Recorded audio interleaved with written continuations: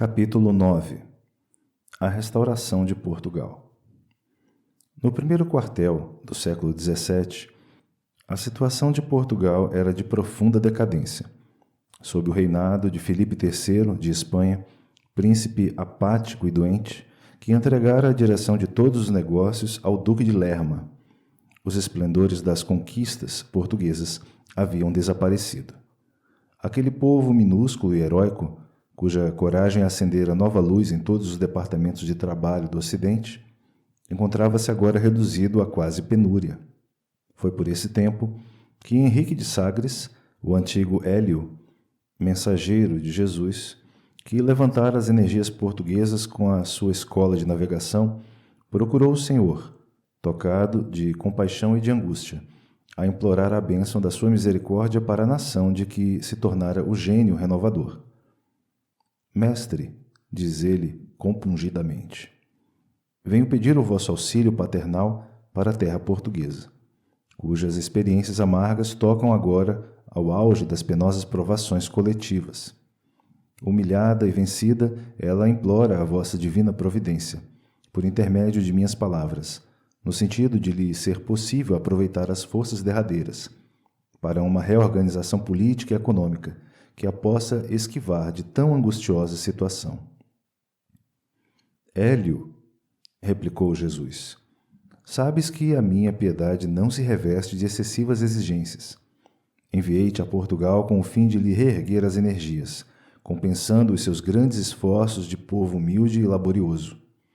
Infelizmente, apesar de suas grandes qualidades de coração, os portugueses não souberam corresponder à nossa expectativa, provocando eles próprios a situação em que se encontram, pela fraqueza com que se entregaram à sinistra embriaguez da fortuna e da posse.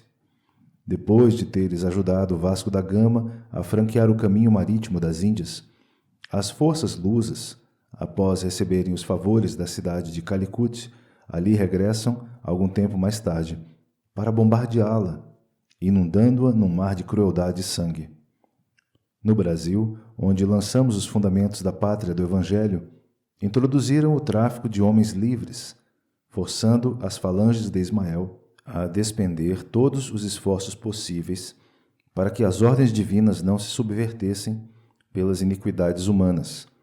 Em Lisboa, permitiram a entrada do terrível Instituto da Inquisição, que comete no mundo todos os crimes em meu nome, que deveria ser, para todas as criaturas, um sinônimo de brandura e de amor. É verdade, senhor, exclama Hélio amargurado.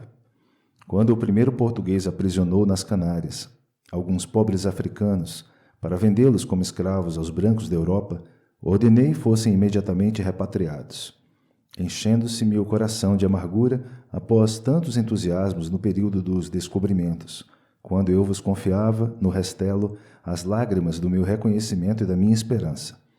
Mas a grande pátria que me confiaste, Senhor, muito tem aprendido no caminho das experiências dolorosas. Nas suas cidades importantes, escasseiam os espíritos de eleição, aptos à tarefa do governo.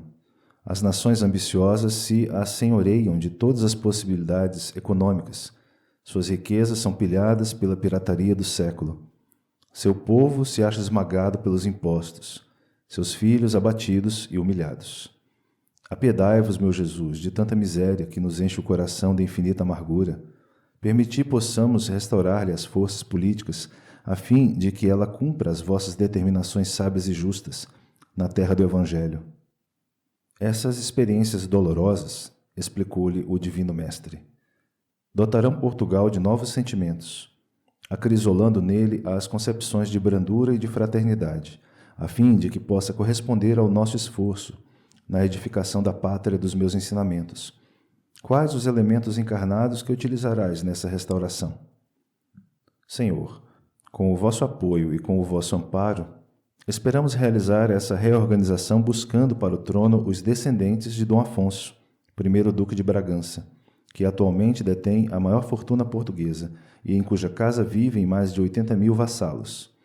Quanto ao nosso plano, constará de uma larga ação dos agrupamentos espirituais sob a minha direção, combinados com as falanges de Ismael, no sentido de intensificarmos o pensamento cristão em Portugal, projetando as mais nobres realizações no Brasil, disseminando-nos entre os colonizadores, a fim de que as concepções de fraternidade se intensifiquem, cimentando as bases da pátria das vossas lições divinas. Nossos apelos se estenderão aos companheiros encarnados, que se encontram nas cortes espanholas e nas selvas americanas, para levantarmos a bandeira de Ismael sobre todas as frontes, como sublime legado do vosso coração compassivo e misericordioso. Sim, Hélio, retrucou Jesus bondoso, teu plano se realizará com a minha bênção, efetuando-se essa ação espiritual conforme a idealizas. Temos, no entanto, de considerar que os elementos a serem utilizados são os mais representativos, porém não constituem os mais necessários. Não acho que a Casa de Bragança esteja preparada espiritualmente para a sublime realização. Todavia, somos obrigados igualmente a reconhecer que pesadas trevas invadem atualmente todas as atividades políticas da terra, e tu te esforçarás por ampará-la nos grandes deveres que assumirá, neste e nos próximos séculos. Terás o cuidado de inspirá-la, no propósito de se organizarem as precisas combinações com as outras nacionalidades do mundo, para que a pátria do Evangelho não sofra novos choques de raças, além dos até agora sofridos. Bem sabes que, enquanto os homens não se integrarem no conhecimento pleno da minha doutrina de amor e de fraternidade, os tratados comerciais serão os necessários jogos de interesses a equilibrarem as ambições, em proveito dos setores da verdadeira evolução espiritual. Auxiliarei os teus empreendimentos com a minha misericórdia, pedindo ao nosso Pai que se digne de guardar-nos sob o palio da sua bondade infinita. Henrique de Sagres organizou as suas falanges, e em 1640 Portugal era restaurado, subindo ao trono Dom João IV, chamado dos seus regalos e prazeres de Vila Viçosa para os cuidados do reino. Ao cabo de um período de lutas ferrenhas, a restauração se consolida na Batalha de Montijo, e a grande nação do Ocidente prossegue em seu labor, abençoado por Jesus na formação da pátria do Cruzeiro. Sob a orientação do mundo invisível, Portugal estabelece tratados comerciais, entre eles alguns como o de Methuen, que mais tarde se verificou ser ruinoso para a indústria portuguesa, mas colocava o Brasil a salvo de lutas com o poderio da Inglaterra. Toda uma ação espiritual se conjugara, harmoniosamente, nessa época, e as falanges de Ismael e de Hélio buscam no silêncio e na obscuridade o grande coração de Antônio Vieira, que se constituiu poderoso organismo mediúnico para as revelações de suas verdades. Vieira toma posição ascendente na corte de Dom João IV, e daí a algum tempo, contra a vontade do soberano, que desejava conservar a sua palavra de sabedoria e de amor junto do seu coração, o grande missionário embarca para o Brasil. Sua voz, saturada de suave magnetismo, ilumina todas as consciências, esclarecendo todos os corações. Em momento de sagrada eloquência, exclama ele: no Evangelho de Jesus, ofereceu o demônio todos os seus reinos pela posse de uma alma. Mas, no Maranhão, não é necessário ao demônio tanta bolsa para comprá-las todas. Basta acenar o diabo com um tijupar de pindoba e 2 tapuias para que seja adorado com ambos os joelhos.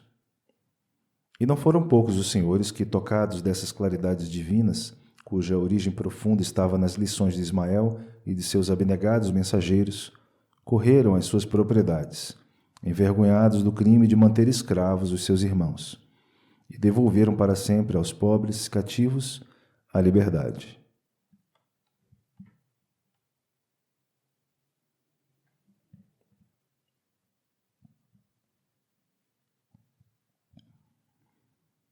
Capítulo 10. As bandeiras. No desdobramento da ação espiritual que deveria restaurar a pátria portuguesa, Ismael congregou os espíritos que chegavam aos espaços depois do primeiro contato com a vida de Piratininga, a fim de elaborar novos projetos de trabalho naquele setor da pátria do Evangelho. Almas decididas e heróicas, postas ali para a construção da grande obra, apesar dos seus característicos de bondade e de energia, necessitavam regressar à luta terrestre em seu próprio benefício. O mensageiro divino as reuniu em grandes círculos, de onde lhe ouviram a palavra amiga e esclarecedora. Meus irmãos, disse ele, regressareis dentro de breves dias aos núcleos de trabalho estabelecidos no Planalto Piratiningano. Prosseguireis atuando no mesmo campo de labor e liberdade com que caracterizastes as primeiras iniciativas aí desenvolvidas. Agora levareis mais longe a vossa coragem e o vosso heroísmo. Penetrareis o coração da terra do cruzeiro, rasgando as sombras de suas florestas imensuráveis. Com a vossa dedicação, novas atividades serão descobertas e novas possibilidades hão de felicitar a existência dos colonizadores do país, onde nos desvelaremos pela conservação da bandeira de Jesus, desfraldada lá sobre todas as frontes e sobre todos os corações. Até hoje, têm-se multiplicado as tristes caçadas humanas, em que os índios misérrimos são colhidos de surpresa, na sua simplicidade, para os penosos trabalhos do cativeiro. Desvendareis agora as fontes de riquezas dos vastos latifúndios do Brasil, interessando a colonização e fazendo desabrochar com mais intensidade os núcleos valorosos desse movimento de intensificação dos órgãos de progresso da pátria e do seu povo. Muitos de vós conhecereis a penúria e o sofrimento, sacrificareis a fortuna e os afetos mais santos da família, para construirdes a base do porvir com as lágrimas abençoadas dos vossos martírios e das vossas renúncias exemplares. Vossa tarefa será rasgar as selvas remotas, patenteando o ouro depositado no seio da terra generosa. Houve um interregno na sua locução. Ali se encontravam as entidades que seriam mais tarde, entre muitos outros, Antônio Rodrigues Arzão, Marcos de Azeredo, Bartolomeu Bueno e Fernão Dias Paz. Este último, quebrando o silêncio da grande assembleia, exclamou, provocando geral interesse: Anjo bom, que faremos com o ouro da terra, se no mundo ele é a causa sinistra de todas as lutas e o demônio de todas as ambições? Aqui na vida espiritual compreendemos semelhantes realidades, mas no orbe das sombras, a nossa consciência mergulha nas mais aflitivas perturbações. E bem sabeis que a água mais pura, misturando-se com a terra, se reduz quase sempre a um punhado de lama. Ismael não se demorou para esclarecer. A terra é a escola abençoada, onde aplicamos todos os elevados conhecimentos adquiridos no infinito. É nesse vasto campo experimental que devemos aprender a ciência do bem e aliá-la à sua divina prática. Nos nevoeiros da carne, todas as trevas serão desfeitas pelos nossos próprios esforços individuais. Dentro delas, o nosso espírito andará esquecido de seu passado obscuro, para que todas as nossas iniciativas se valorizem.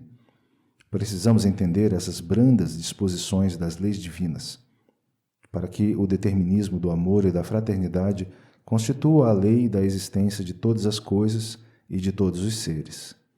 Quanto ao ouro escondido no seio da terra exuberante, sua existência não significa senão um estímulo à ilusão dos homens, ainda muito distantes da concepção da verdadeira fraternidade, a fim de que as criaturas possam buscar os tesouros espirituais pelo trabalho fecundante da evolução do mundo.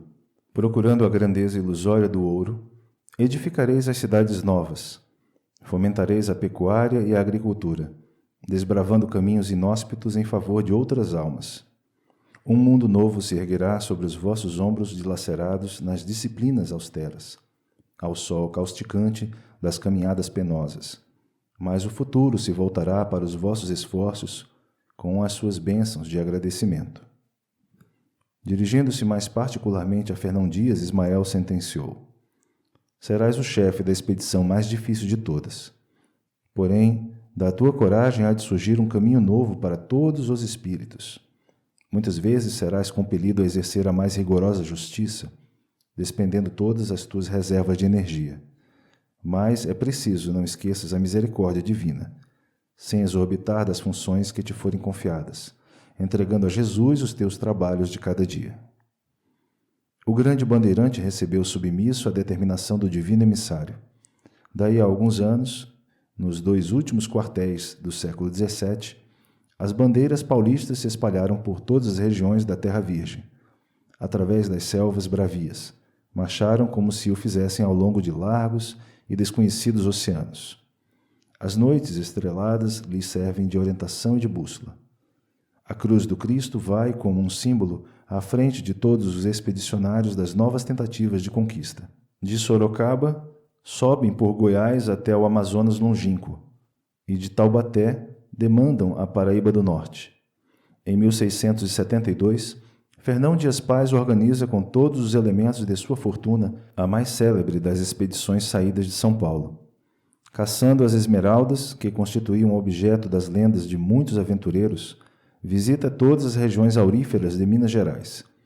Rebeliões e discórdias são dominadas pela sua energia constante e severa. Para fortalecer a disciplina, o bandeirante audacioso manda enforcar o próprio filho, que participara da rebeldia geral, como escarmento exemplo aos companheiros próximo à povoação do Sumidouro. As joias da mulher e das filhas são empregadas no seu arrojado empreendimento, arruinando-se a família inteira. Fernão Dias, porém, segue um roteiro luminoso. Por onde passa com as suas caravanas, florescem povoações asseadas e alegres. Seus pontos de contato com a terra paulista são os arraiais prósperos e fartos, que vai edificando nos caminhos desertos. As esmeraldas do seu sonho nunca foram encontradas, e as pedras verdes que entregou ao genro no instante da agonia, como única expressão da sua fortuna, representavam de certo o símbolo, suave, das esperanças do seu labor e das suas lágrimas na terra do Evangelho. Próximo do local onde mandara enforcar o filho, nas margens do Rio das Velhas, o seu espírito de lutador se desprendeu igualmente do corpo exausto, e quando, no íntimo do seu coração, implorava a misericórdia do Altíssimo para o delito, com que exorbitara de suas funções na terra, a voz de Ismael falou-lhe do infinito. Irmão, as quedas, com as suas experiências sombrias, constituirão os degraus do teu caminho para as mais gloriosas ascensões espirituais. Atrás dos teus passos, florescem cidades valorosas, no coração das matas virgens, e os que recebem os teus benefícios abençoam o teu esforço e a tua energia perseverante. A essas mesmas paragens, onde turvaste a consciência por um instante, levado pelos rigores da disciplina, voltarás com teu filho, sob as asas cariciosas da fraternidade e do amor, a fim de reparares o passado cheio de tribulações e lutas incontáveis. Porque no coração misericordioso de Deus repousam eternamente as luminosas esmeraldas da esperança e do amor, que procuraste a vida inteira. Fernão Dias Paz abre os olhos materiais pela última vez. Uma lágrima pesada e branca lhe corre pelas faces emagrecidas, mas sobre o seu coração paira a bênção cariciosa da terra dourada das Minas, e, sentindo-se na posse das verdadeiras esmeraldas do seu grande sonho, o notável batalhador regressa de novo à vida do infinito.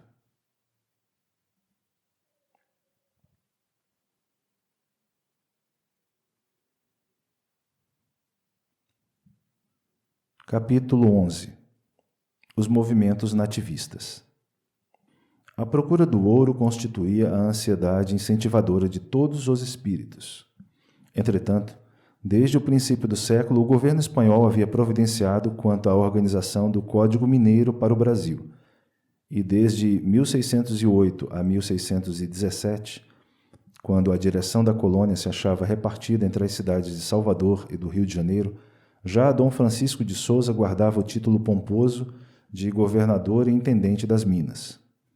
Contudo, somente mais tarde as bandeiras audaciosas, iniciadas com a coragem paulista, rasgaram os véus espessos do cipoal da Mata Virgem, descobrindo os vastos lençóis de uma infinita riqueza.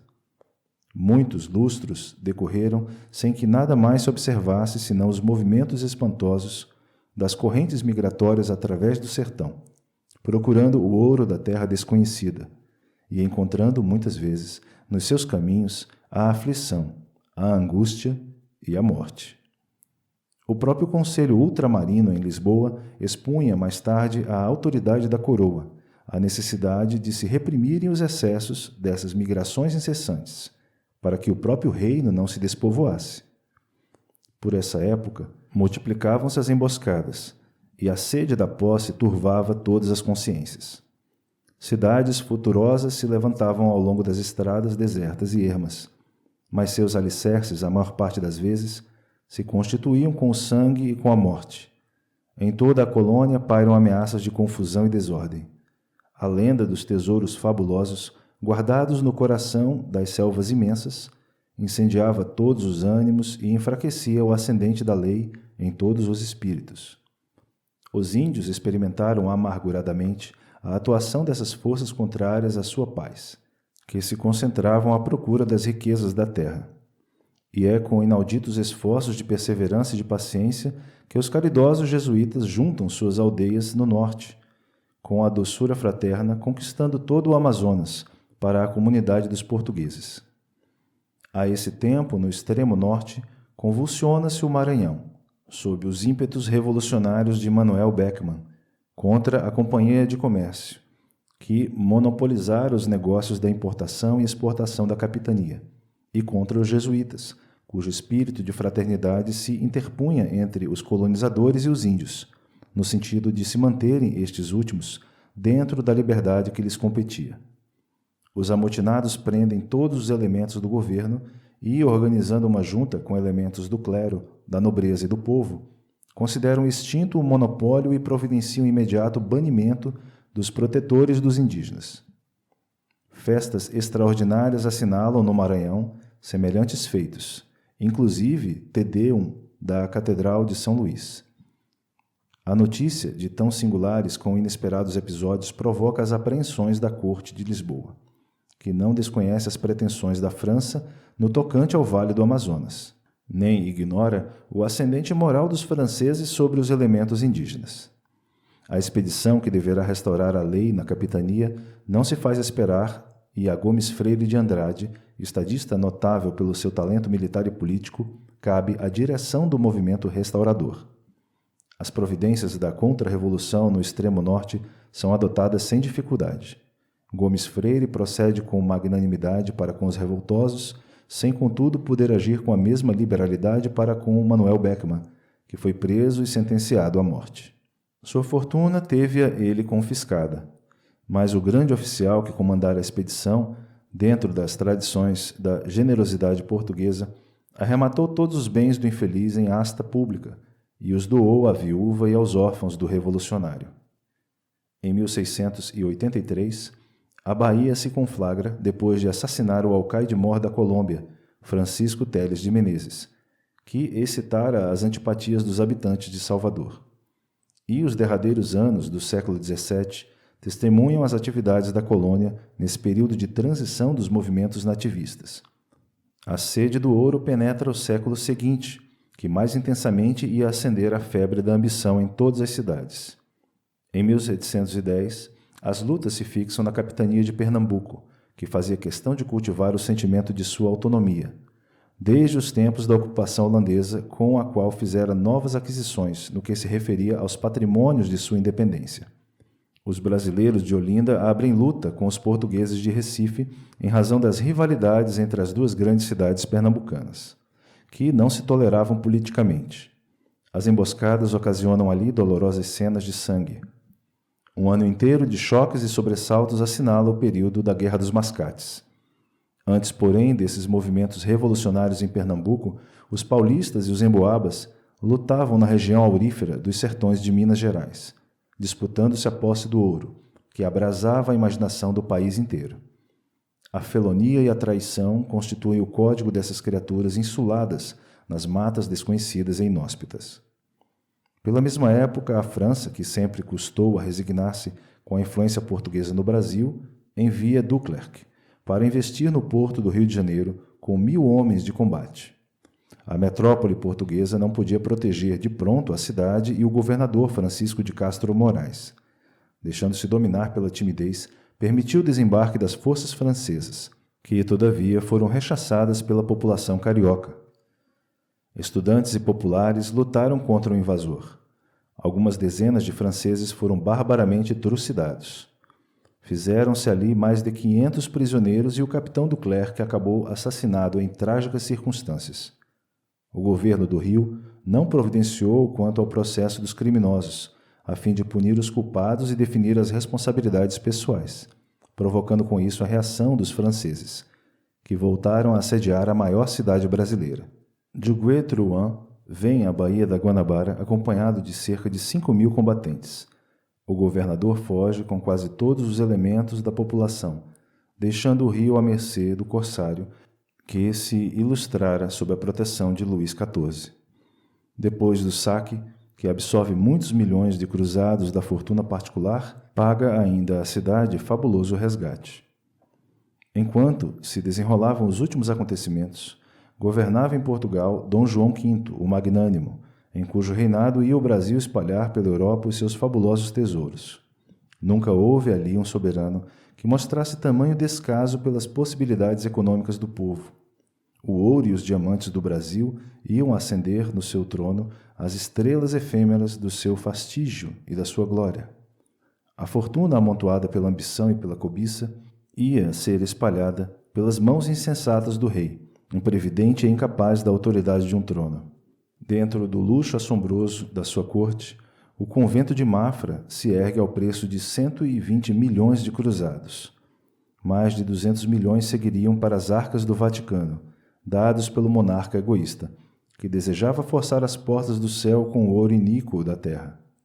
Em vez de auxiliar a evolução da indústria e da agricultura de sua terra, Dom João V levanta igrejas e mosteiros com extrema prodigalidade, e enquanto todas as cortes da Europa felicitavam o rei perdulário pelo descobrimento dos diamantes na sua afortunada colônia e se celebram Te-Deums em Lisboa, em homenagem ao auspicioso acontecimento, pelo Brasil todo se alastravam movimentos nativistas, exaltando os sentimentos generosos da liberdade e preparando assim, sob a inspiração de Ismael e de suas falanges devotadas, o futuro glorioso dos seus filhos.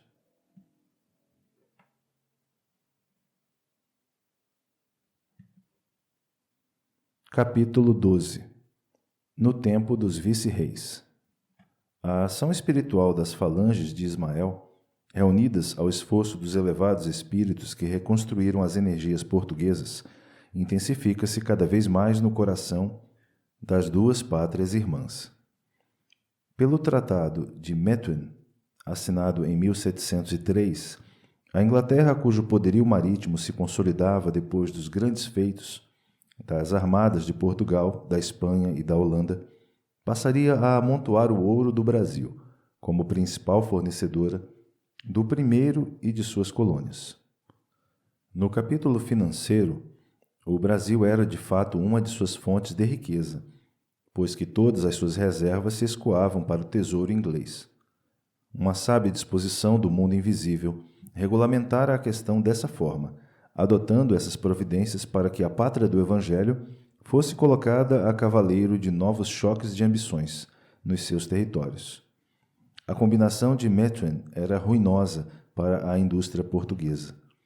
Mas, nos grandes jogos dos interesses internacionais, semelhantes acordos se faziam necessários. A Inglaterra ficaria com o ouro tangível, enquanto Portugal guardaria o ouro imperecível dos corações, dilatando a sua fé e as suas fronteiras, eternizando o patrimônio das suas tradições e das suas esperanças no tempo e no espaço. Nessa época, o Rio de Janeiro já eclipsava todas as cidades do Brasil. Aí, ao lado das águas claras e puras do Rio Carioca, onde os tamoios encontravam sagradas virtudes para a beleza de suas mulheres e para a voz de seus cantores, já se erguia o casario imenso, a descer do cume dos morros para o lençol arenoso das praias.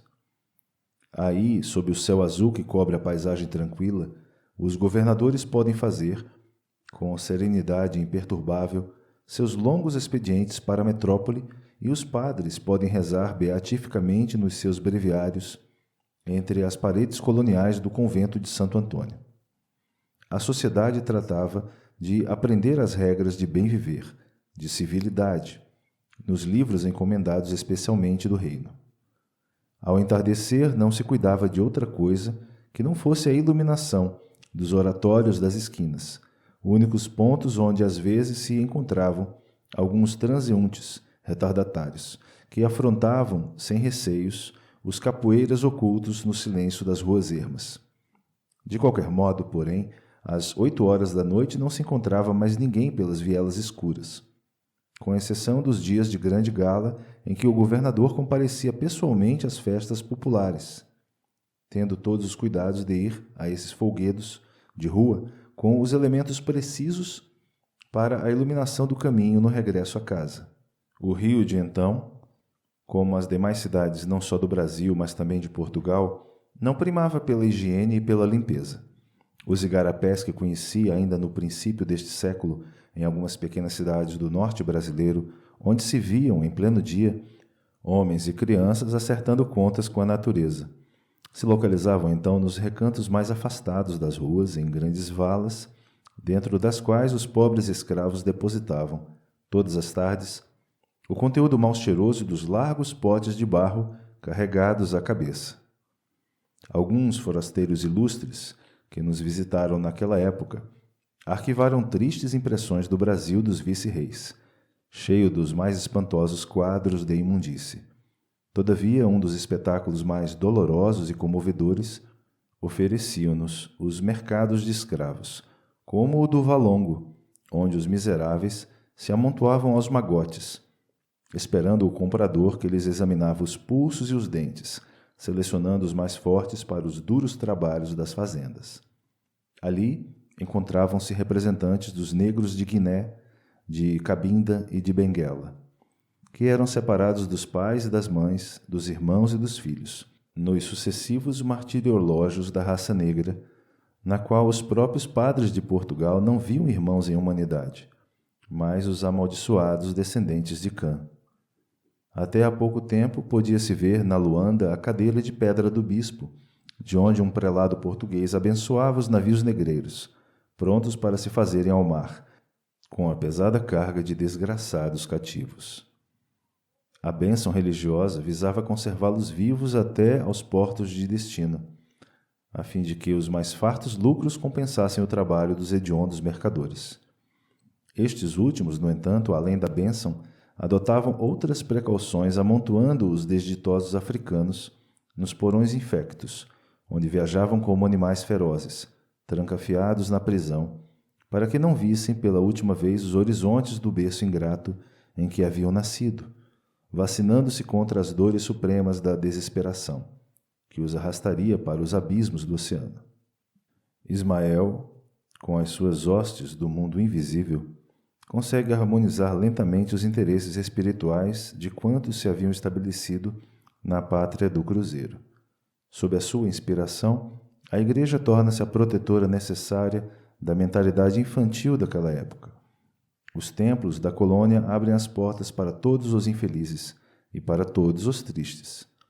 Os reinóis organizam festanças periódicas, missas e procissões da fé, bem como folganças profanas, quais as da Cerração da Velha. Sob as vistas condescendentes da Igreja, os mensageiros do espaço se fazem sentir, mais fortemente junto dos senhores, amenizando a situação amargurada dos míseros cativos. Sob as suas influências indiretas, organizam-se correntes de filantropia, do mais elevado alcance, e costumes fraternos surgem espontaneamente no seio da população de todas as cidades brasileiras. O hábito de apadrinhar os negros faltosos ou fugitivos nunca é desrespeitado pelo Senhor.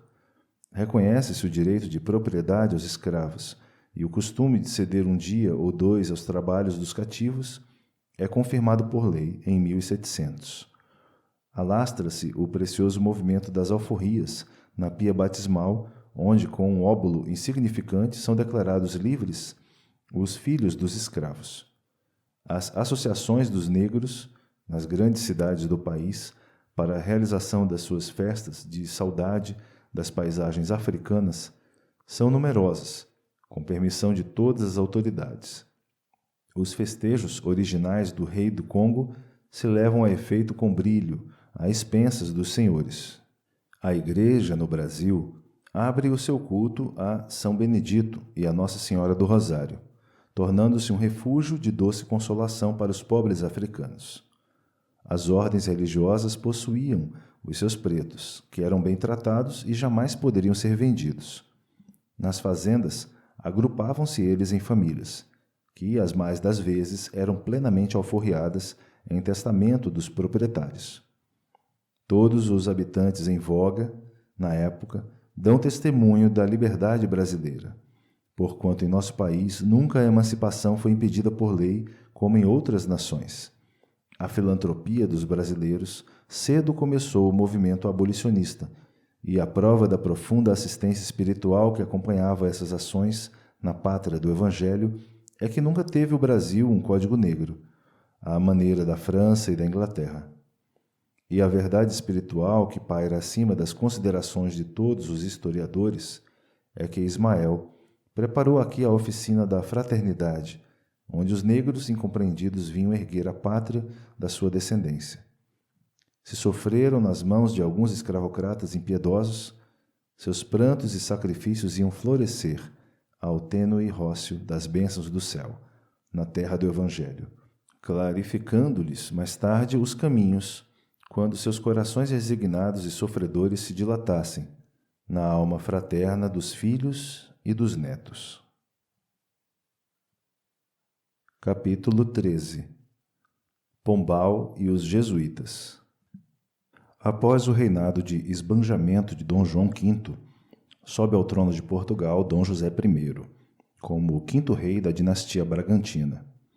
O soberano escolhe para seu primeiro-ministro Sebastião José de Carvalho e Melo, depois conde de Oeiras e mais tarde Marquês de Pombal.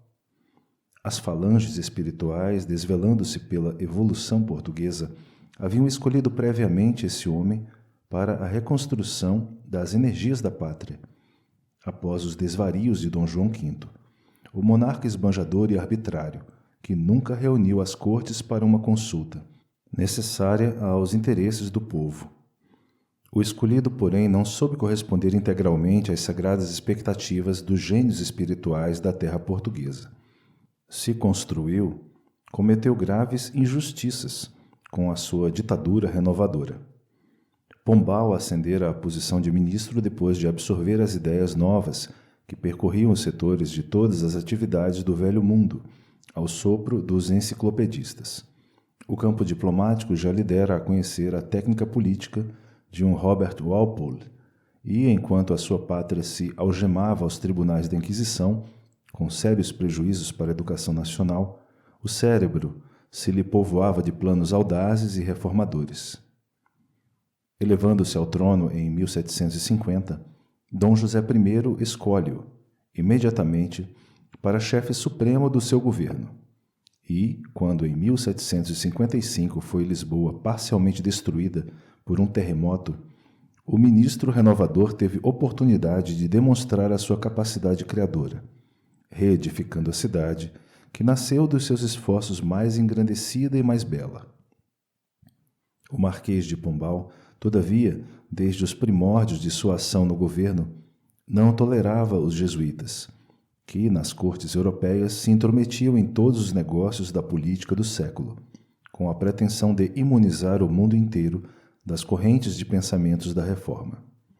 Os missionários humildes da célebre companhia, radicados no Brasil, diga-se em honra da verdade, estavam muito longe das criminosas disputas em que se empenhavam seus irmãos no outro lado do Atlântico, mas sofreram com eles a incessante perseguição, tão logo se apossou do governo o famoso ministro. Surge, afinal, o atentado contra a vida de Dom José I em 1758.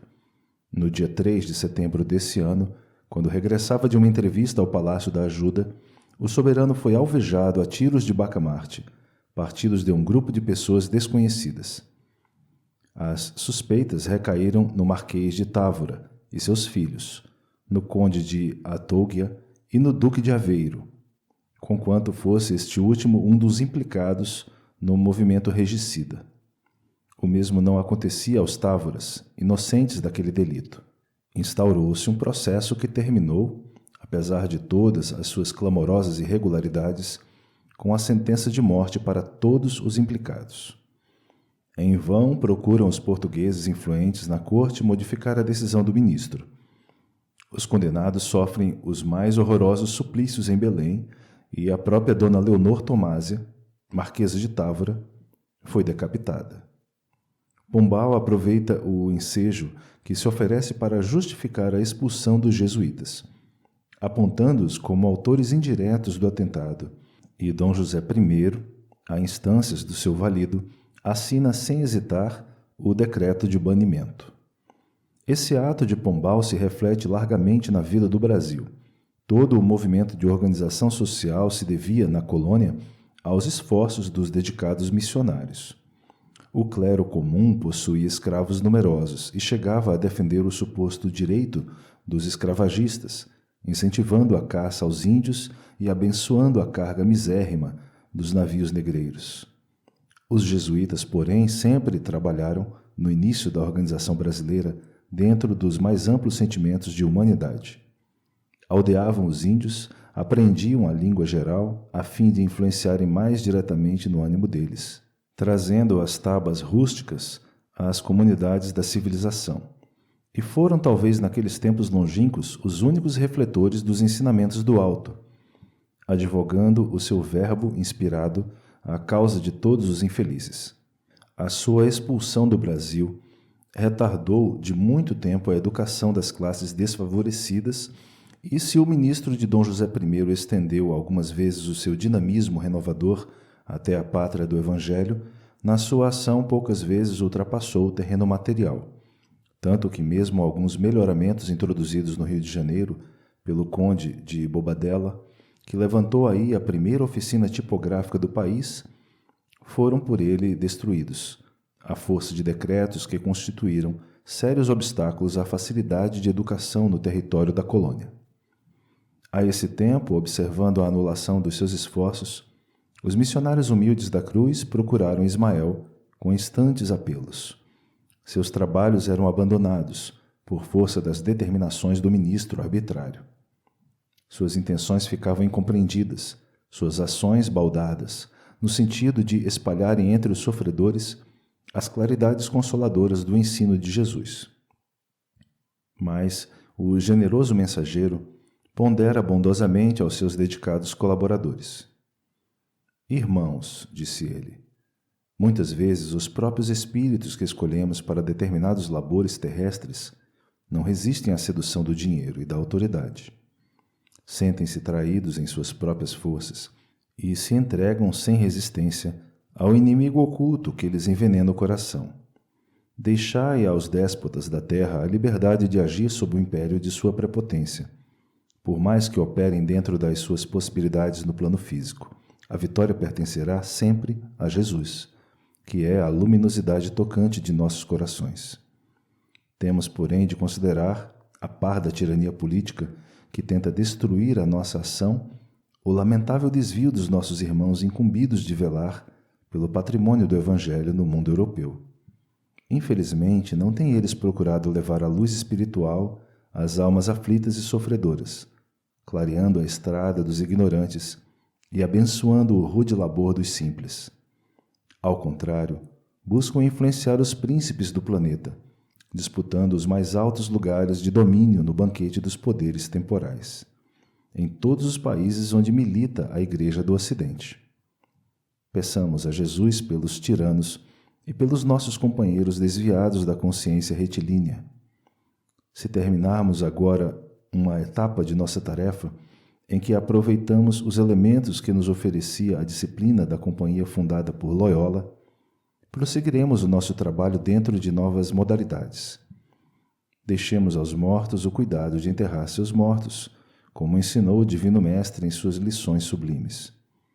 Vossos irmãos, transformando a cruz do Cristo num símbolo de opressão e despotismo, nos tribunais malditos da Inquisição, cavam a sepultura moral de suas almas, que se amoldam ao sacrilégio e à ignomínia. Quanto aos políticos, esses têm uma órbita de ação que não lhes é possível ultrapassar.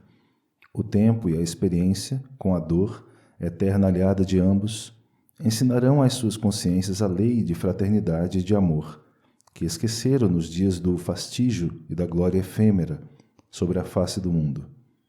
Oremos por eles e que Jesus, na sua bondade infinita, nos acolha os corações, sob o manto da sua misericórdia. Enquanto oravam, gotas suaves de luz se derramavam do céu sobre os caminhos tenebrosos da terra, e a palavra profética de Ismael teve em breve a sua confirmação. A Companhia de Jesus foi suprimida pelo próprio Papa Clemente XIV em 1773, para reaparecer somente em 1814 com Pio VII.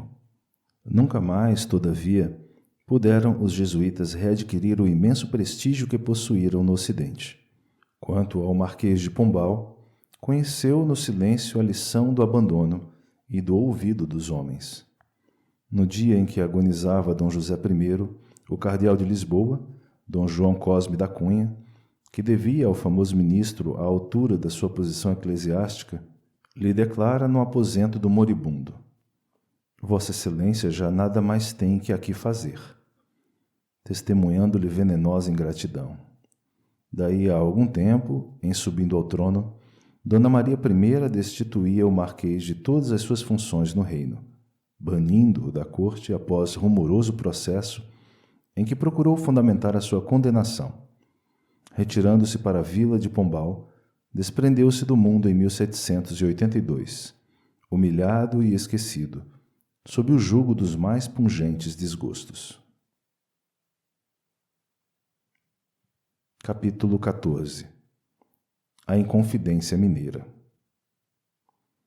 Por morte de Dom José, ascendeu ao trono sua filha, Dona Maria I a Piedosa, a cuja autoridade ficariam afetas as grandes responsabilidades do trono naquela época, em que um sopro de vida nova modificava todas as disposições políticas e sociais do velho mundo. No seu reinado, Portugal sente esvaírem-se-lhe as forças poderosas e se encaminha com rapidez para a decadência e para a ruína. Não fossem as notáveis influências de um Martinho de Melo ou de um Duque de Lafões, talvez fosse ainda mais desastroso o reinado de Dona Maria, escravizada ao fanatismo do tempo e às opiniões dos seus confessores. Por esse tempo, o Brasil sofria o máximo de vexames no que se referia ao problema de sua liberdade.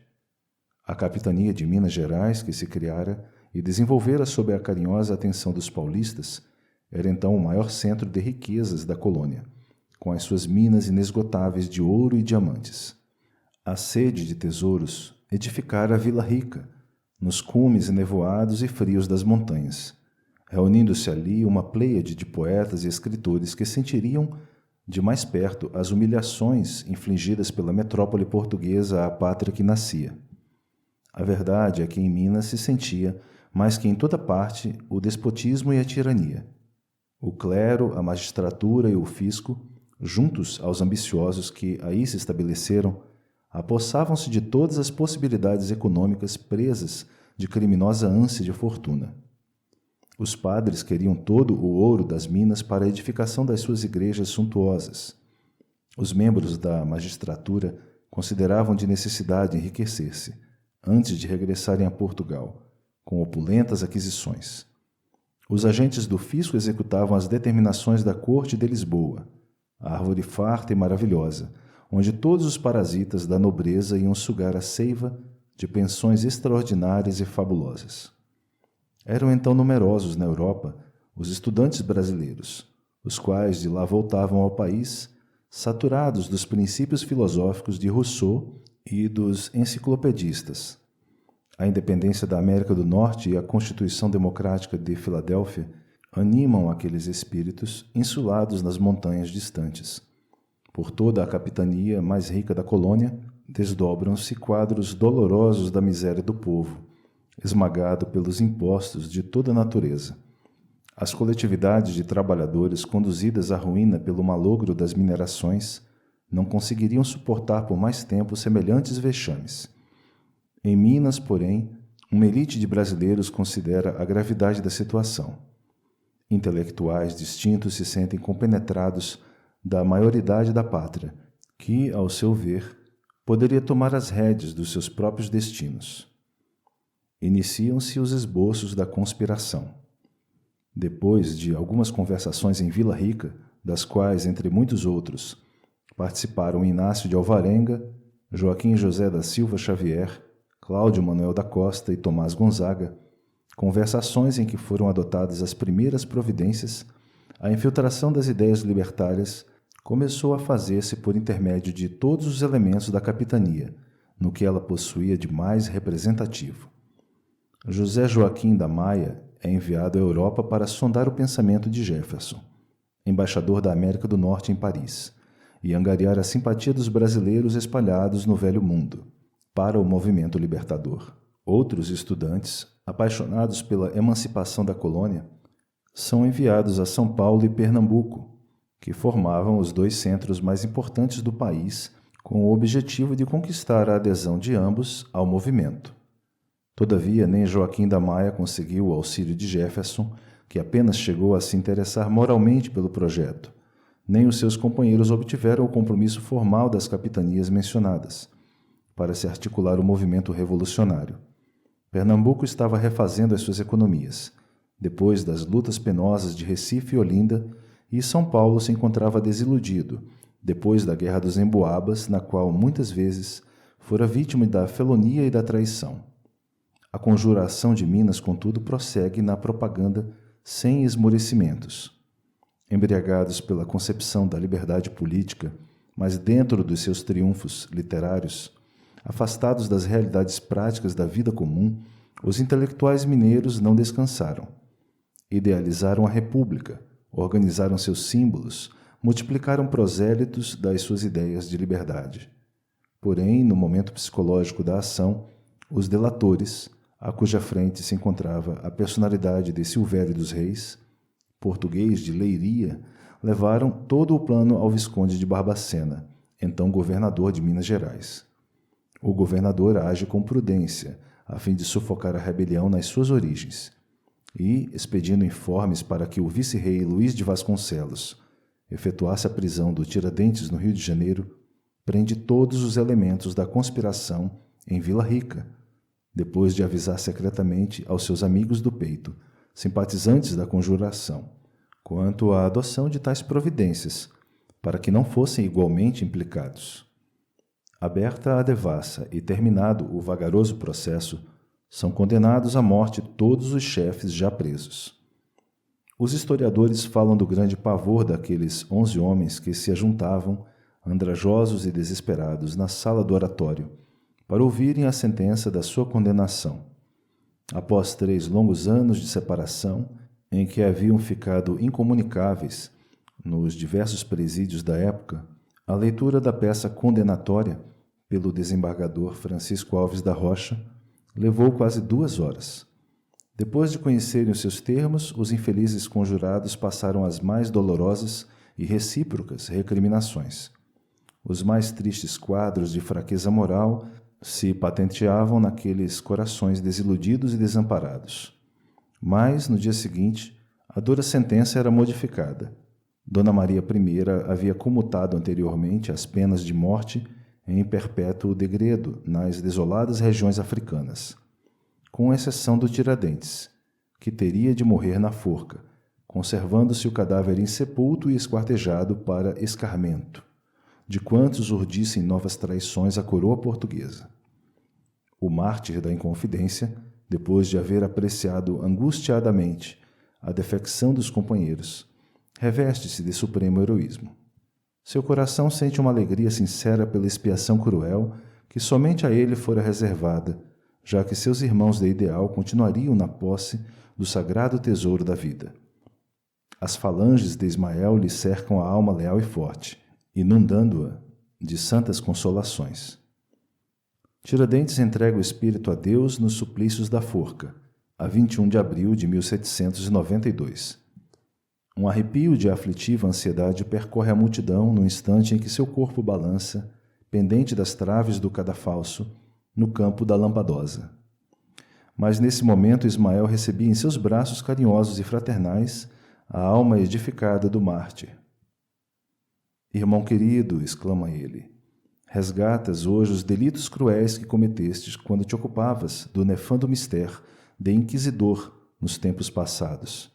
Redimiste o pretérito obscuro e criminoso com as lágrimas do teu sacrifício em favor da pátria do Evangelho de Jesus.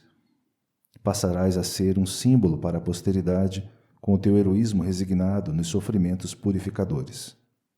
Qual novo gênio surges para espargir bênçãos sobre a terra do cruzeiro, em todos os séculos do seu futuro? Regozija-te no Senhor pelo desfecho dos teus sonhos de liberdade, porque cada um será justiçado de acordo com as suas obras. Se o Brasil se aproxima da sua maioridade como nação, ao influxo do amor divino, será o próprio Portugal quem virá trazer até ele todos os elementos da sua emancipação política. Sem o êxito incerto das revoluções feitas à custa de sangue fraterno, para multiplicar os órfãos e as viúvas na face sombria da terra. Um sulco luminoso desenhou-se nos espaços, à passagem das gloriosas entidades que vieram acompanhar o espírito iluminado do mártir, que não chegou a contemplar o hediondo espetáculo do esquartejamento. Daí a alguns dias, a piedosa rainha portuguesa enlouquecia, ferida de morte na sua consciência pelos remorsos pungentes que a dilaceravam.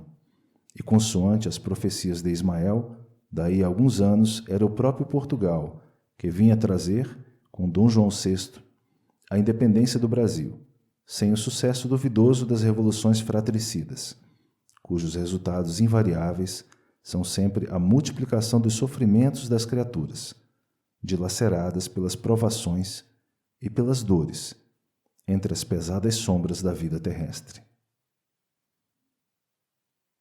Capítulo 15. A Revolução Francesa. Em 1792, Dom João assumia a direção de todos os negócios do trono português, em virtude da perturbação mental de sua mãe, Dona Maria I. Época de profundas transições em todos os setores políticos do Ocidente, a regência se caracterizou por inúmeros desastres, no capítulo da administração. Em 1789, estalara a Revolução Francesa, modificando a estrutura de todos os governos da Europa. Depois de sua reunião em Versalhes, no dia 5 de maio de 1789, os Estados Gerais se transformaram em Assembleia Constituinte, e a 14 de junho do mesmo ano, o povo, oprimido e dilacerado pelas flagelações e pelos impostos, derrubava a Bastilha, esfacelando o símbolo do despotismo da realeza. Luís XVI é guilhotinado a 21 de janeiro de 1793. Instala-se a República Francesa sobre um pedestal de sangue, que corre abundantemente nas praças de Paris. A guilhotina decepa todas as cabeças da nobreza. Após a Declaração dos Direitos do Homem e do Cidadão, as coletividades da França se haviam entregado àqueles anos de embriaguez no morticínio. Esses movimentos invadem todos os departamentos das atividades políticas da Europa. Todos os tronos se unem, então, para o extermínio da República nascente. Mas os revolucionários não esmorecem na sua encarniçada resistência. Todas as pessoas suspeitas são decapitadas. O período do terror é a grande ameaça ao mundo inteiro. Esse período, porém, se encerra com a morte de Maximiliano Robespierre, no cadafalso para o qual os seus excessos de autoridade haviam mandado inúmeras vítimas. Instala-se em 1795 o Diretório, que Napoleão Bonaparte faz derrubar em 1799, arvorando-se em primeiro cônsul. As casas imperiais europeias observam semelhantes acontecimentos, aguardando um ensejo próprio à restauração do trono que a família dos Bourbons havia perdido. A França, após os desperdícios de força na luta fratricida, caíra nas mãos do ditador inteligente e implacável que a conduziria ao caminho de todas as aventuras. De simples oficial de artilharia, Bonaparte chegara, mediante golpes de Estado, ao cargo supremo do país, fazendo-se proclamar imperador em 1804. Sob a sua direção audaciosa, todas as conquistas militares se empreendem. A Europa inteira apresta-se para a campanha, ao tinido sinistro das armas. Pela estratégia dos generais franceses, caem todas as praças de guerra, e o imperador vai catalogando o número ascendente de suas vitórias. A esse tempo, todos os gênios espirituais do Ocidente se reúnem nas esferas próximas do planeta, implorando a proteção divina para os seus irmãos da humanidade. Emissários de Jesus descem com a sua palavra magnânima a instruir os trabalhadores do bem, levantando-lhes as energias para os bons combates. Irmãos, elucidam eles, ordena o Senhor que espalhemos a sua luz e o seu amor infinito sobre todos os corações que sofrem na terra. As forças das sombras intensificam a miséria e o sofrimento em todos os recantos do planeta. As ondas revolucionárias enchem de sangue todas as estradas do globo terrestre e as trombetas da guerra se fazem ouvir, entoando as notas horríveis da destruição e da morte. Levantemos o espírito geral das coletividades oprimidas, renovando a concepção de liberdade na face do mundo. Anjo amigo, interpelou um dos operários da luz naquela augusta assembleia. Estarão enquadrados na lei divina os trágicos acontecimentos que se desenrolam na terra? Os tribunais se instalam para julgamentos sumários que terminam sempre por sentenças de morte. As preces das viúvas e dos órfãos elevam-se até nós, nos mais dolorosos apelos, e enquanto procuramos amparar esses irmãos com os nossos braços fraternos, o banquete da guerra, presidido pelos ditadores, prossegue sempre, como se obedecesse a uma fatalidade terrível dos destinos do mundo. Irmãos, explica o mensageiro, o plano divino é o da evolução, e dentro dele todas as formas de progresso das criaturas se verificariam sem o concurso desses movimentos lamentáveis, que atestam a pobreza moral da consciência do mundo. A revolução e a guerra não obedecem ao sagrado determinismo das leis de Deus. Traduzem o atrito tenebroso das correntes do mal, que conduzem o barco da vida humana ao mar encapelado das dores expiatórias. Os pensadores terrestres poderão objetar que das ações revolucionárias nascem novas modalidades evolutivas no planeta e que múltiplos benefícios se originam das suas atividades destruidoras. Nós, porém, não compreendemos outras transformações que não sejam as que se verificam no íntimo dos homens, no augusto silêncio do seu mundo interior, conduzindo-os aos mais altos planos do conhecimento superior. Se após os movimentos revolucionários surgem no orbe novos aspectos de progresso geral, é que o bem é o único determinismo divino dentro do universo, determinismo que absorve todas as ações humanas para as assinalar com o sinete da fraternidade, da experiência e do amor. Os espíritos das trevas se reúnem para a chacina e para a destruição, como acontece atualmente na Terra. Aliando-se às tendências e às fraquezas das criaturas humanas, levam a mentalidade geral a todos os desvarios. Eles julgam estabelecer o império das sombras no plano moral do globo terrestre. Mas a verdade é que todos os triunfos pertencem a Jesus, e as correntes da luz e do bem absorvem todas as atividades, anulando os resultados porventura decorrentes da expansão limitada das trevas. É essa a razão por que, mesmo depois dessas ações destruidoras, florescerão outros núcleos valiosos de civilização, até que a fraternidade deixe de ser uma figura mitológica no coração das criaturas humanas, até que estejam extintas as vaidades patrióticas, para que prevaleçam um só rebanho e um só pastor, que é Jesus Cristo. Os seres das sombras terão o poder de arrastar o homem da terra às lutas fratricidas. Mas ai daqueles que fomentarem semelhantes delitos. Para as suas almas, a noite dos séculos é mais sombria e mais dolorosa. Infelizes de quantos tentarem fechar a porta ao progresso dos seus irmãos, porque acima da justiça subornável dos homens, há um tribunal onde impera a equidade inviolável. A Têmis divina conhece todos os traidores da humanidade, que passam pelo mundo glorificados pela história. A condenação lhes marca a fronte e aos seus ouvidos ecoam incessantemente as palavras dolorosas: Caim, Caim, que fizeste dos teus irmãos maldito. Somente as lágrimas no círculo doloroso das reencarnações tenebrosas lhes abrem uma vereda para a reabilitação, nas estradas eternas do tempo.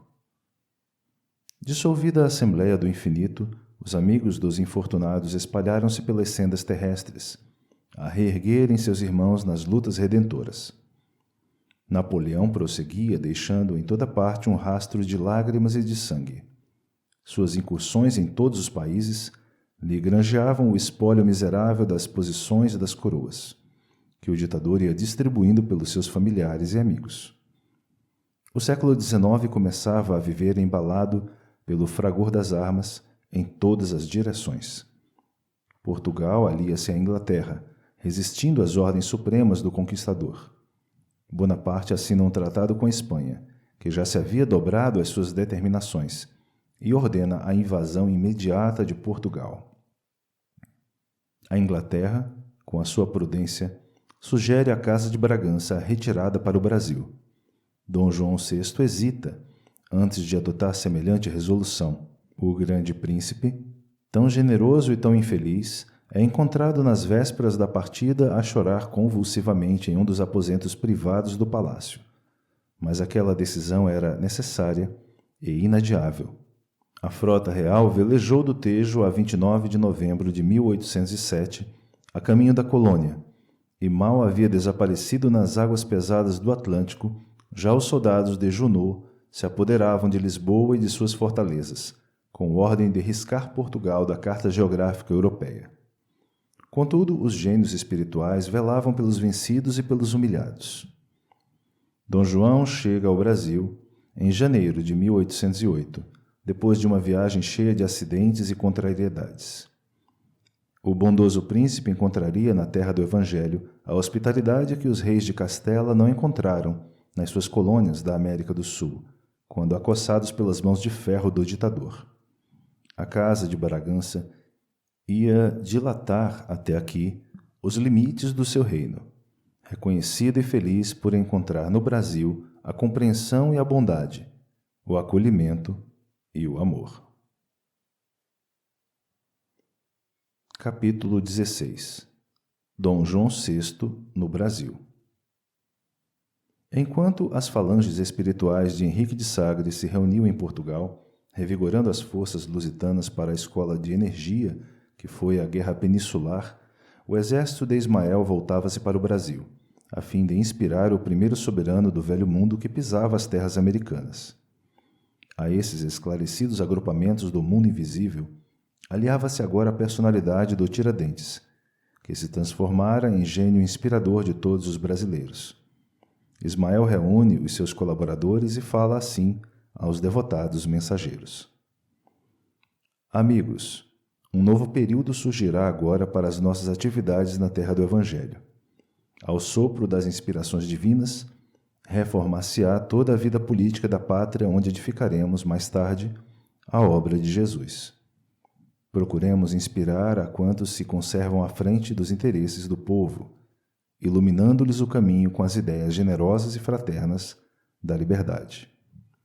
Sobre os nossos esforços há de pairar a direção do Senhor, que se desvela amorosamente pelo cultivo da árvore sagrada dos ensinamentos transplantada da Palestina para o coração do Brasil.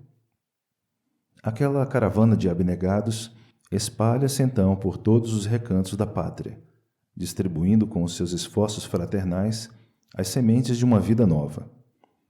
A 22 de janeiro de 1808, aporta na Bahia a maior parte das embarcações que constituíam a frota real. O povo baiano recebe o príncipe regente e sua comitiva com as mais carinhosas demonstrações de amizade. Clarins e bandeiras anunciam sob um sol quente e amigo a presença da família real nas terras do Cruzeiro. A cidade de Salvador julga-se de novo nos seus grandes dias, contando com a honra de ser outra vez a capital da colônia. Mas os navios descem ao longo da costa para o Rio de Janeiro. Logo, porém, ao seu primeiro contato com o Brasil, sob o influxo das falanges do infinito, o príncipe generoso sente-se tocado, da mais alta simpatia para com a pátria do Evangelho.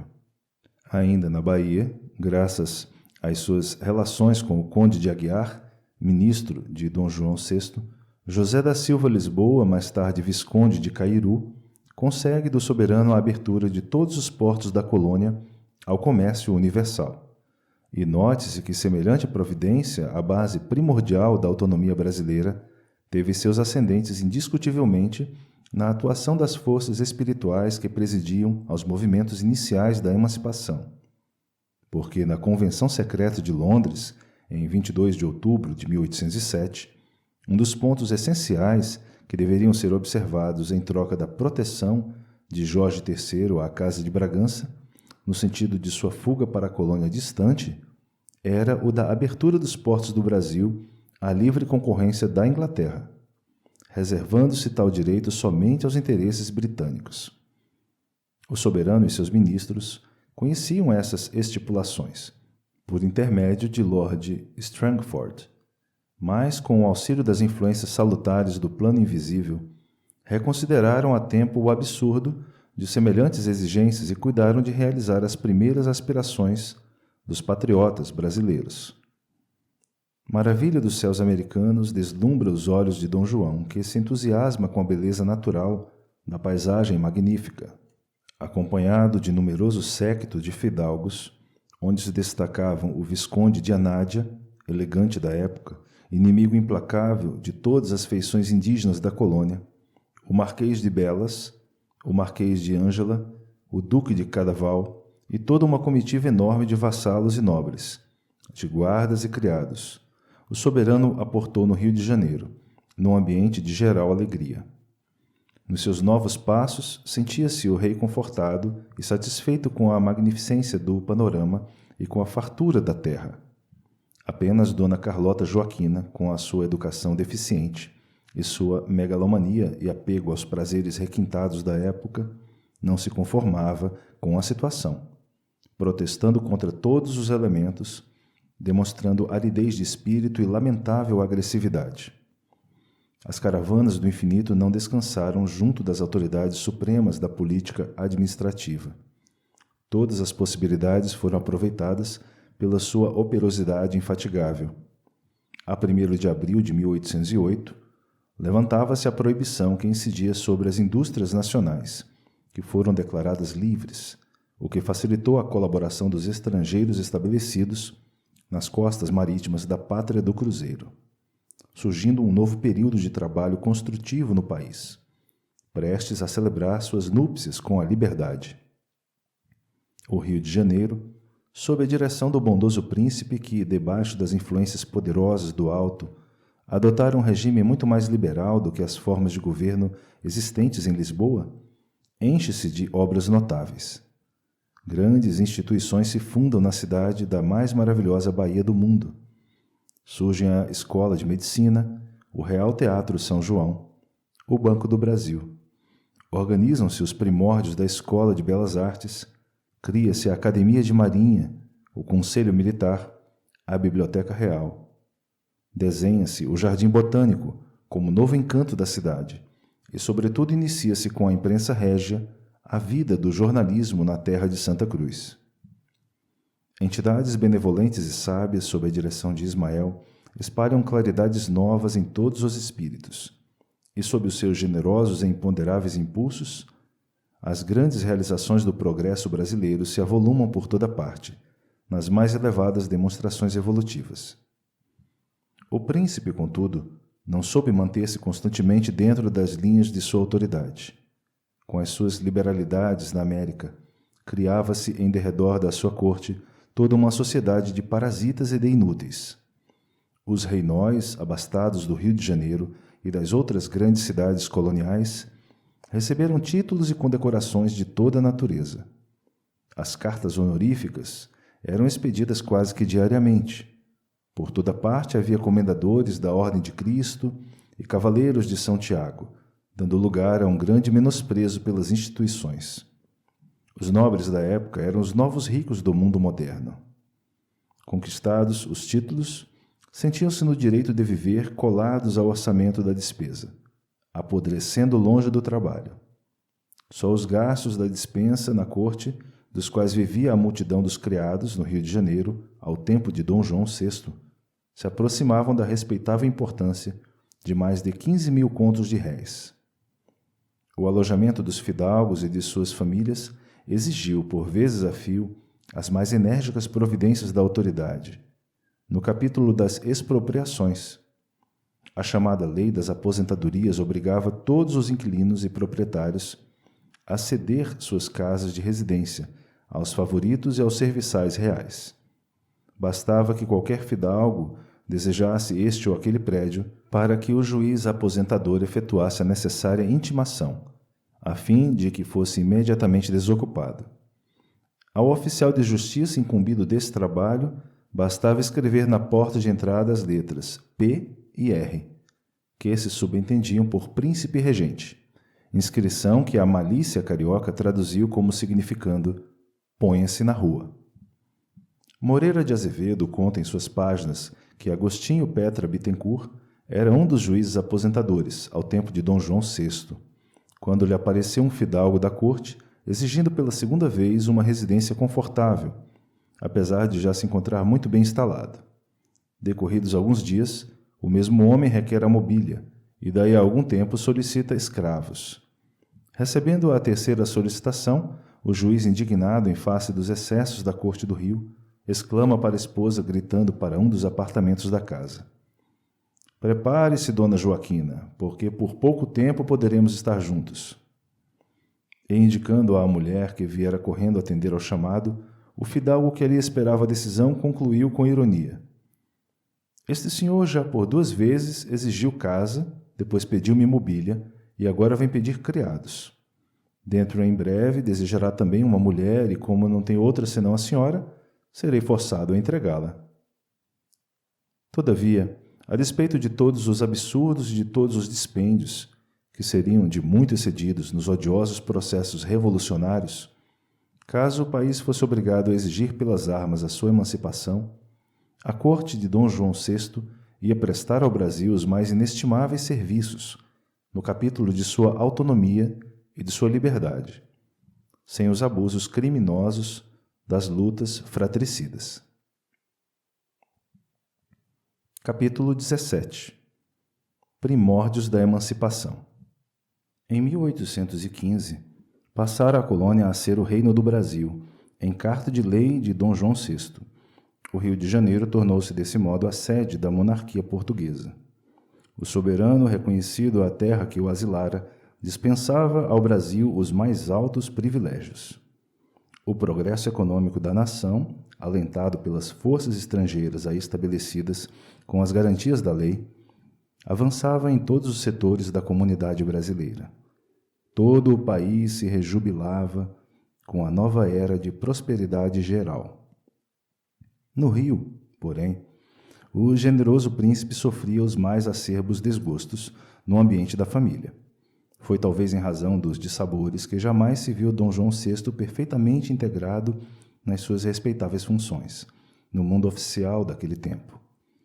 São conhecidos o apego do soberano aos seus almoços solitários, sem as etiquetas da época, seu retraimento e desleixo quanto às pequeninas formalidades que constituem o problema da elegância de um século.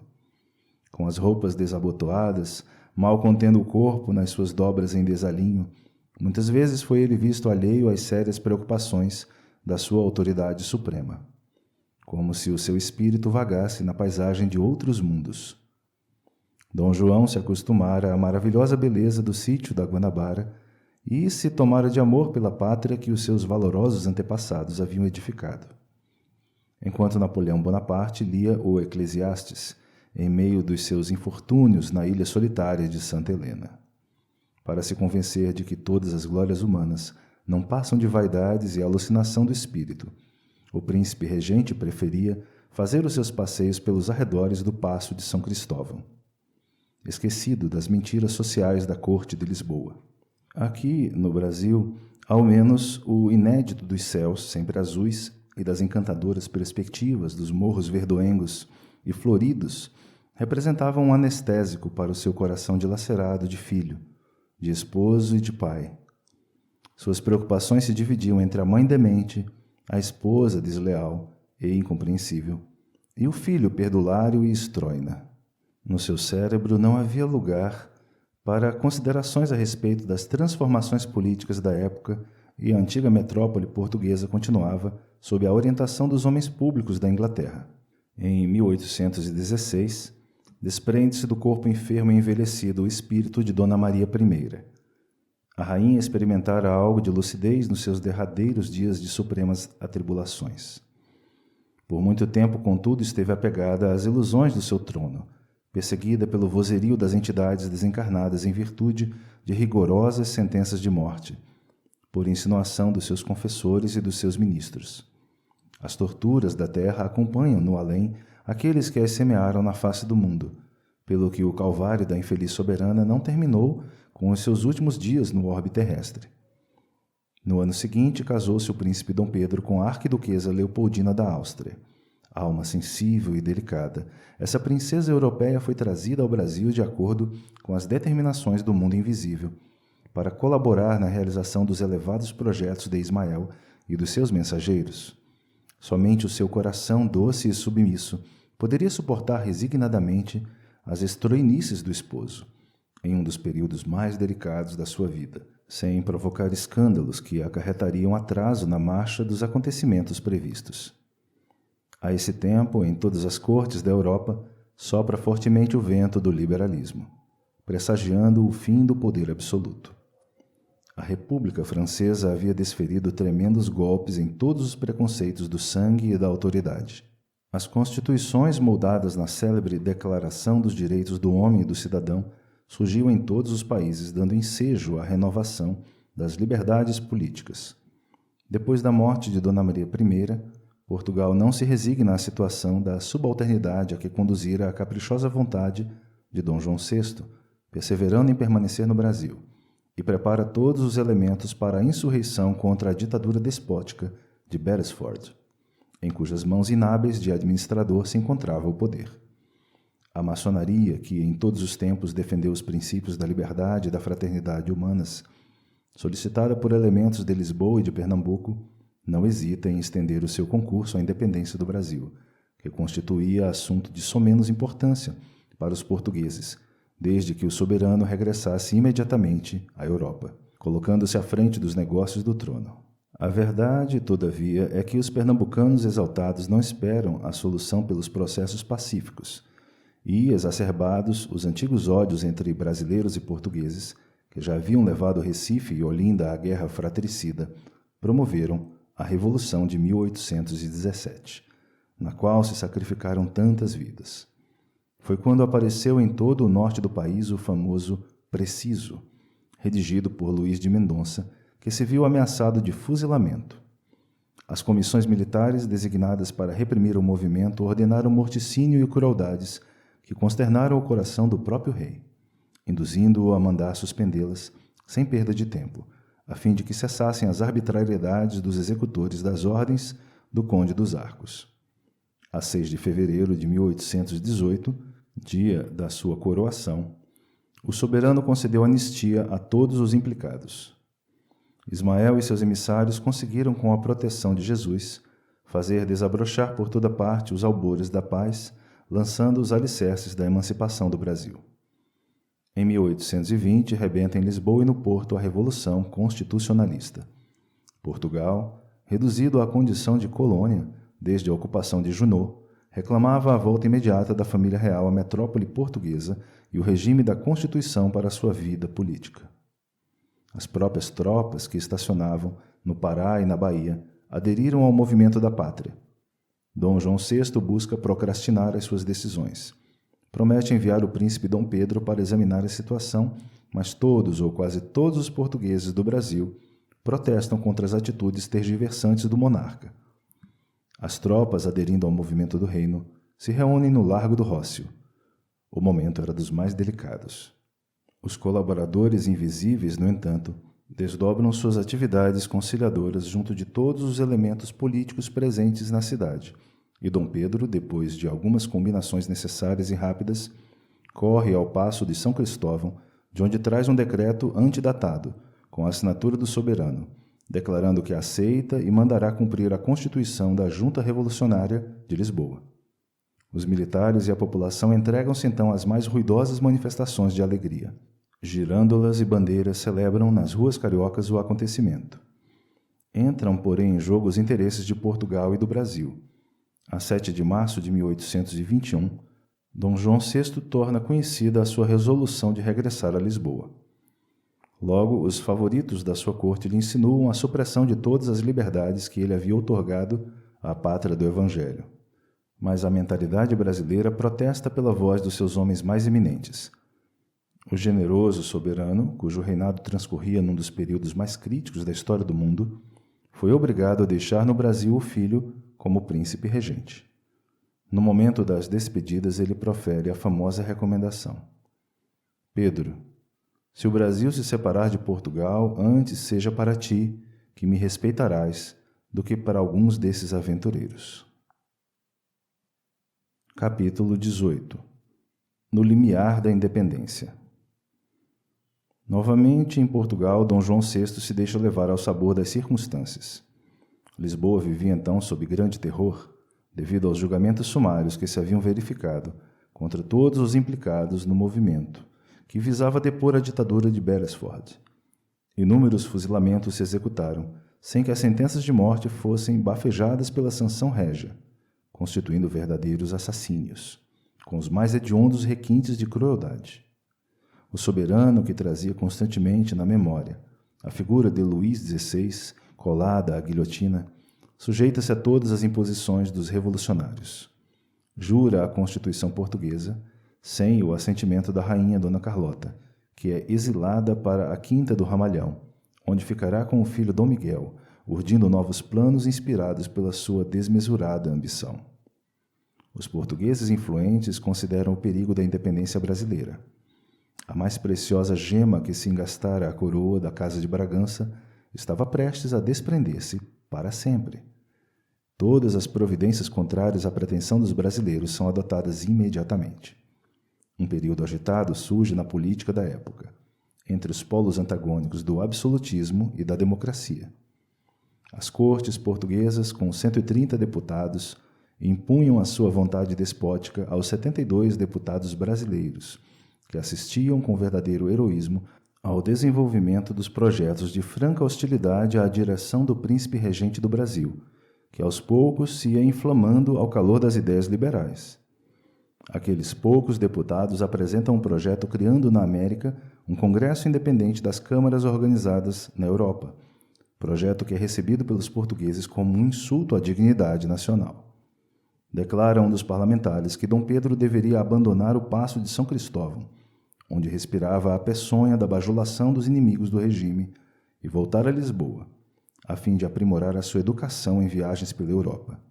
As agitações se intensificam num crescendo espantoso. Alguns deputados brasileiros, como Araújo Lima e Antônio Carlos, agredidos pela população, se veem coagidos a emigrar para a Inglaterra.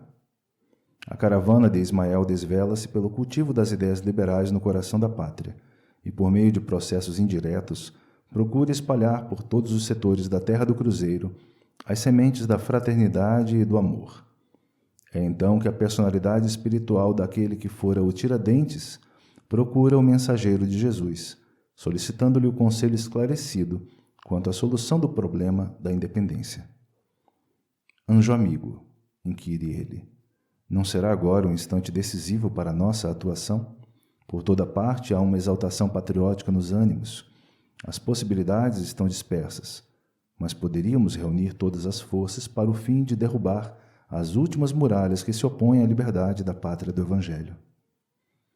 Meu irmão, pondera Ismael sabiamente, o momento da emancipação brasileira não tardará no horizonte de nossa atividade.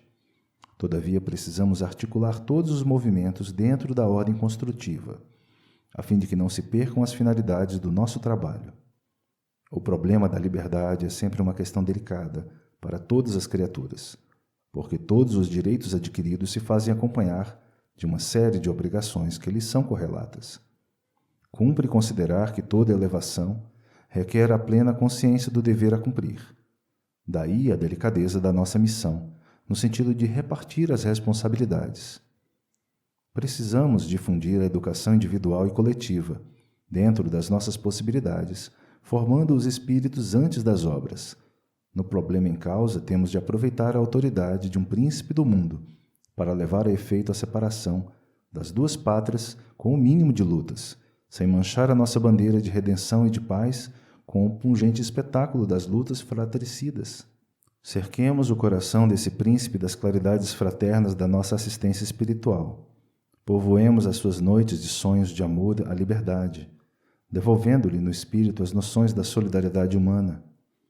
Individualmente considerado, não representa ele o tipo ideal, necessário à realização dos nossos projetos. Voluntarioso e doente, não tem para nós outros um cérebro receptivo que facilite nosso trabalho, mas ele encarna o princípio da autoridade e temos de mobilizar todos os elementos ao nosso alcance para evitar os desvarios criminosos de uma guerra civil. Trabalhemos mais um pouco junto ao seu coração irrequieto, procurando simultaneamente abrir caminho novo à educação geral.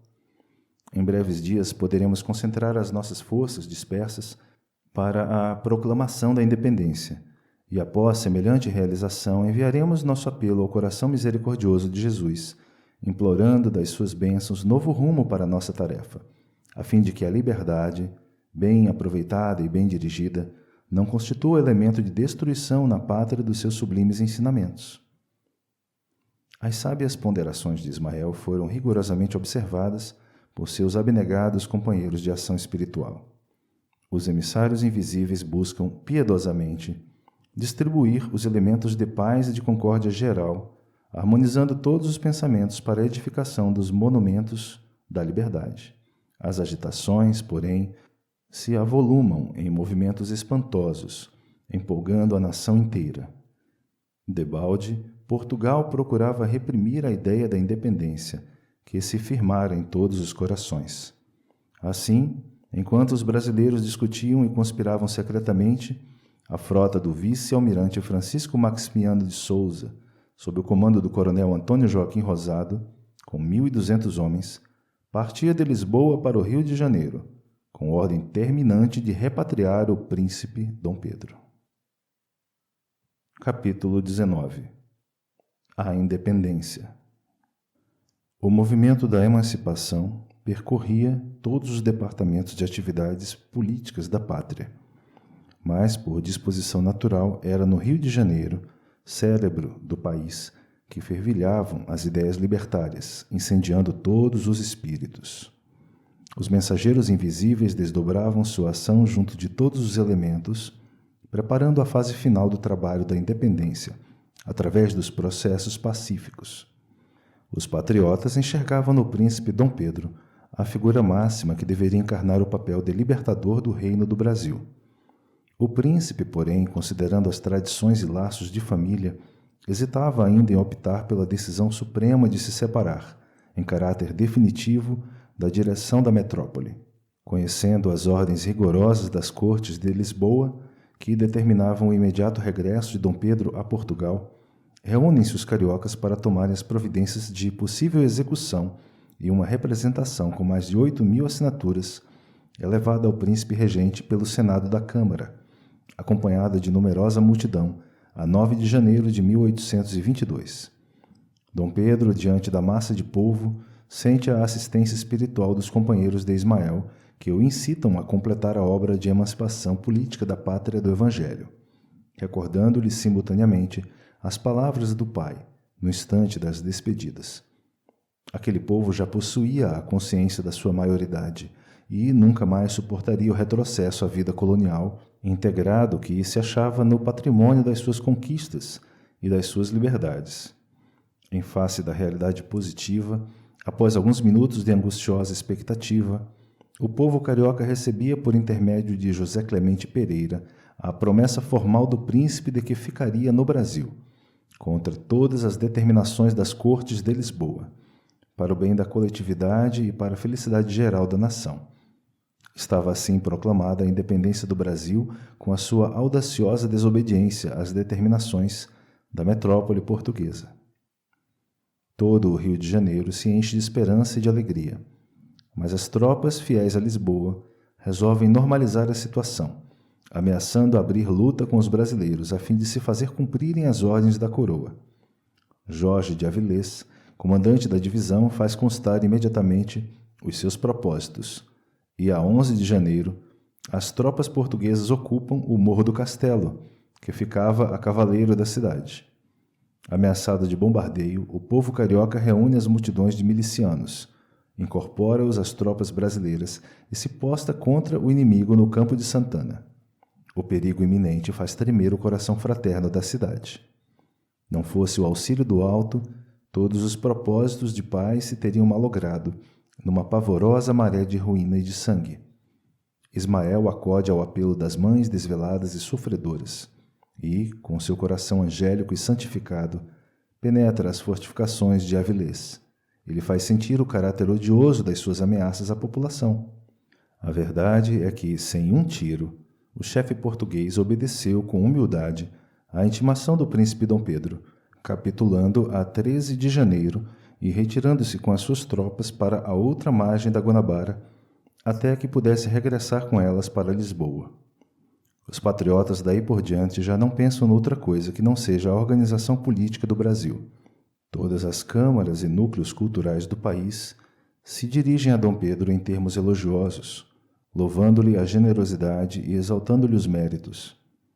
Os homens eminentes da época a cuja frente somos forçados a colocar a figura de José Bonifácio, com a expressão culminante dos Andradas, auxiliam o príncipe regente, sugerindo-lhe medidas e providências necessárias. Chegando ao Rio por ocasião do grande triunfo do povo, após a memorável resolução do Fico, José Bonifácio foi feito ministro do Reino do Brasil e dos Negócios Estrangeiros. O patriarca da Independência adota as medidas políticas que a situação exigia, inspirando com êxito o príncipe regente nos seus delicados encargos de governo. Gonçalves Ledo, Frei Sampaio e José Clemente Pereira, paladinos da imprensa da época, foram igualmente grandes propulsores do movimento da opinião, concentrando as energias nacionais para a suprema afirmação da liberdade e da pátria. Todavia, se a ação desses abnegados condutores do povo se fazia sentir desde Minas Gerais até o Rio Grande do Sul, o predomínio dos portugueses desde a Bahia até o Amazonas representava sério obstáculo ao incremento e consolidação do ideal emancipacionista. O governo resolve contratar os serviços das tropas mercenárias de Lord Cochrane, o cavaleiro andante da liberdade da América Latina. Muitas lutas se travam nas costas baianas e verdadeiros sacrifícios se impõem aos mensageiros de Ismael, que se multiplicam em todos os setores com o objetivo de conciliar seus irmãos encarnados, dentro da harmonia e da paz, sempre com a finalidade de preservar a unidade territorial do Brasil, para que se não fragmentasse o coração geográfico do mundo. José Bonifácio aconselha Dom Pedro a uma viagem a Minas Gerais, a fim de unificar o sentimento geral em favor da independência e serenar a luta acerba dos partidarismos. Em seguida, outra viagem com os mesmos objetivos realiza o príncipe regente a São Paulo. Os bandeirantes que no Brasil sempre caminharam na vanguarda da emancipação e da autonomia recebem-no com o entusiasmo da sua paixão libertária e com a alegria da sua generosa hospitalidade. E enquanto há música e flores nos teatros e nas ruas paulistas, comemorando o acontecimento, as falanges invisíveis se reúnem no colégio de Piratininga. O conclave espiritual se realiza sob a direção de Ismael, que deixa irradiar a luz misericordiosa do seu coração. Ali se encontram heróis das lutas maranhenses e pernambucanas, mineiros e paulistas, ouvindo-lhe a palavra cheia de ponderação e de ensinamentos. Terminando a sua alocução pontilhada de grande sabedoria, o mensageiro de Jesus sentenciou: A independência do Brasil, meus irmãos, já se encontra definitivamente proclamada.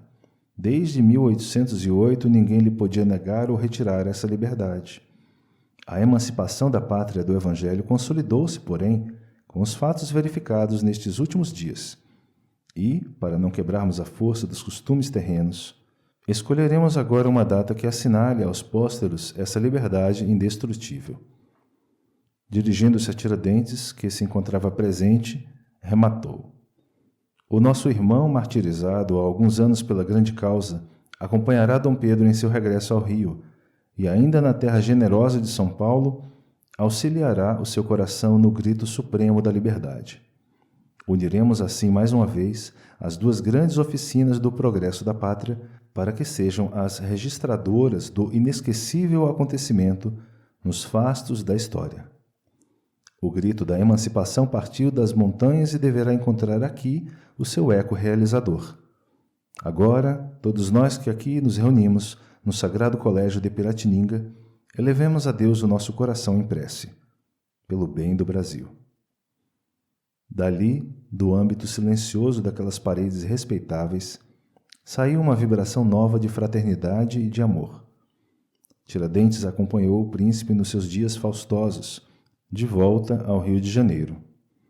Um correio providencial leva ao conhecimento de Dom Pedro as novas imposições das cortes de Lisboa, e ali mesmo, nas margens do Ipiranga, quando ninguém contava com essa última declaração sua, ele deixa escapar o grito de independência ou morte, sem suspeitar de que era dócil instrumento de um emissário invisível que velava pela grandeza da pátria.